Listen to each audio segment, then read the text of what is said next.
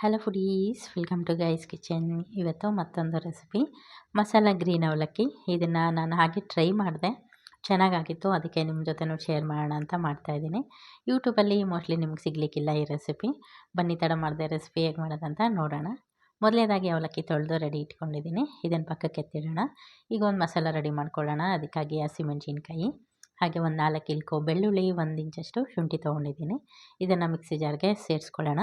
ಈಗ ಒಂದು ಅರ್ಧ ಸ್ಪೂನಷ್ಟು ಜೀರಿಗೆ ಹಾಕ್ಕೊಂಡಿದ್ದೀನಿ. ಹಾಗೆ ಅರ್ಧ ಸ್ಪೂನು ಧನಿಯಾ ಕಾಳು ಅಥವಾ ಕೊತ್ತಂಬರಿ ಬೀಜ, ನಂತರ ಒಂದು ಅರ್ಧ ಸ್ಪೂನಷ್ಟು ಸೊಂಪು ಕಾಳು, ಇಷ್ಟನ್ನು ಸೇರಿಸ್ಕೊಂಡು, ಕೊತ್ತಂಬರಿ ಸೊಪ್ಪು ಸ್ವಲ್ಪ ಜಾಸ್ತಿನೇ ಹಾಕ್ಕೊಳ್ಳಿ. ನಿಮಗೆ ವಿಡಿಯೋದಲ್ಲಿ ನೋಡೋದಕ್ಕೆ ಕಮ್ಮಿ ಕಾಣ್ತಾ ಇದೆ.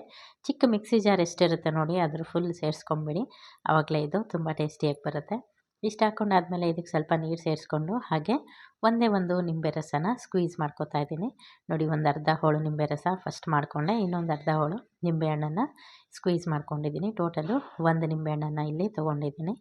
ಈ ನಿಂಬೆಹಣ್ಣು ಮಾತ್ರ ಹಾಕ್ಕೊಳ್ಳಿ, ಬೀಜ ಬಿತ್ತು ಕೆಳಗಡೆ ಅದನ್ನ ತೆಗಿತಾ ಇದ್ದೀನಿ. ಅದನ್ನು ಹಾಕ್ಕೊಂಬೇಡಿ, ಕಹಿ ಆಗಿಬಿಡುತ್ತೆ. ಹಾಗಾಗಿ ಬಾಯಿಗೆ ಸಿಕ್ಕಿದ್ರೂ ಕಹಿ ಅನಿಸುತ್ತೆ, ರುಬ್ಬಿದ್ರೂ ಕಹಿಯಾಗೇ ಇರುತ್ತೆ. ಹಾಗಾಗಿ ಅದನ್ನು ತೆಕ್ಕೊಂಡು ಇದನ್ನ ಪೇಸ್ಟ್ ಮಾಡ್ಕೊಂಡು ಬಂದಿದ್ದೀನಿ. ಈಗ ಒಂದು ಪ್ಯಾನ್ ಇಟ್ಕೊಂಡು ಅದಕ್ಕೆ 1 ಟೇಬಲ್ ಸ್ಪೂನಷ್ಟು ಎಣ್ಣೆ ಸೇರಿಸ್ಕೊಂಡು, ಎಣ್ಣೆ ಕಾದಾದ ನಂತರ ಸಾಸಿವೆ ಮತ್ತು ಜೀರಿಗೆ ಹಾಕ್ಕೊಂಡಿದ್ದೀನಿ. ಎರಡು ಸ್ವಲ್ಪ ಅರಳಿದ್ದಾದಮೇಲೆ ಇದಕ್ಕೆ ಹೆಚ್ಚಿರ್ತಕ್ಕಂಥ ಒಂದು ಈರುಳ್ಳಿ, ಒಂದಷ್ಟು ಕರಿಬೇವು, ಒಂದು ಹಸಿಮೆಣಸಿನ್ಕಾಯಿ, ಒಂದೇ ಒಂದು ಒಣಮೆಣಸಿನ್ಕಾಯಿ, ಇಷ್ಟನ್ನು ಸಹ ಒಗ್ಗರಣೆಗೆ ಸೇರಿಸ್ಕೊಳ್ಳೋಣ.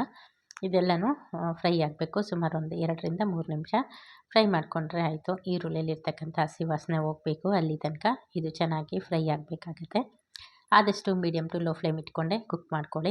ಆವಾಗಲೇ ನಾವು ಹಾಕಿರ್ತಕ್ಕಂಥ ತರಕಾರಿ ಆಗಿರ್ಬೋದು ಅಥವಾ ಅದಕ್ಕೆ ಸೇರಿಸ್ತಕ್ಕಂಥ ಯಾವುದೇ ಪದಾರ್ಥಗಳಾಗಿರ್ಬೋದು, ಅದರಲ್ಲಿರ್ತಕ್ಕಂಥ ನ್ಯೂಟ್ರಿಷನ್ ವ್ಯಾಲ್ಯೂಸು ಹೋಗೋದಿಲ್ಲ. ಹಾಗಾಗಿ ಮೀಡಿಯಮ್ ಟು ಲೋ ಫ್ಲೇಮ್ ಇಟ್ಕೊಂಡು ಮಾಡ್ಕೊಳ್ಳಿ. ಹಾಗೆಯೇ ಬೇಯಿಸಿರ್ತಕ್ಕಂಥ 1 ಕಪ್ಪಷ್ಟು ಅವರೆಕಾಳನ್ನು ಸೇರಿಸ್ಕೊಳ್ತಾ ಇದ್ದೀನಿ.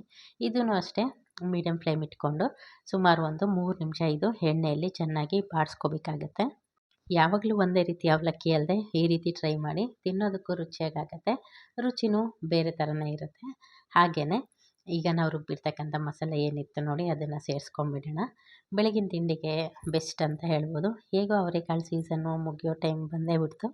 ಅಷ್ಟರಲ್ಲಿ ಎಷ್ಟು ರೆಸಿಪಿ ಆಗುತ್ತೆ ಅಷ್ಟು ರೆಸಿಪಿನ ಅವರೆಕಾಳಿಂದ ಟ್ರೈ ಮಾಡಿಬಿಡಿ.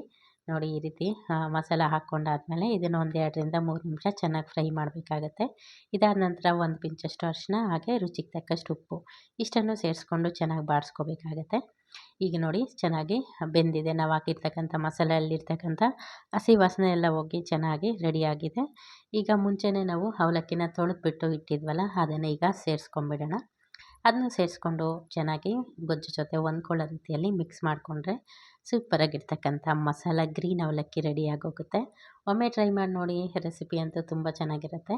ನಾರ್ಮಲ್ ಅವಲಕ್ಕಿ ಮಾಡೋದಕ್ಕಿಂತ ಈ ರೀತಿ ಟ್ರೈ ಮಾಡಿ, ತಿನ್ನೋದಕ್ಕೂ ಚೆನ್ನಾಗಿ ಅನಿಸುತ್ತೆ.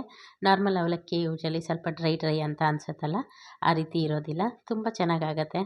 ನೀವು ಕೂಡ ಟ್ರೈ ಮಾಡಿ ಆದಮೇಲೆ ರೆಸಿಪಿ ಹೇಗಾಗಿತ್ತು ಅಂತ ಕಮೆಂಟ್ ಮಾಡೋದನ್ನ ಮರಿಬೇಡಿ. ನಾವು ತಿನ್ನೋ ಫುಡ್ ಯಾವಾಗಲೂ ಕಲರ್ಫುಲ್ಲಾಗಿರ್ಬೇಕಂತ ಹೇಳ್ತಾರೆ. ಆದಷ್ಟು ನ್ಯಾಚುರಲ್ ಆಗಿರ್ತಕ್ಕಂಥ ಫುಡ್ನ ತೊಗೊಳಕ್ಕೆ ಟ್ರೈ ಮಾಡಿ. ಅದು ಲಿಕ್ವಿಡ್ ರೂಪದಲ್ಲಿ ಆಗ್ಬೋದು, ಸಾಲಿಡ್ ರೂಪ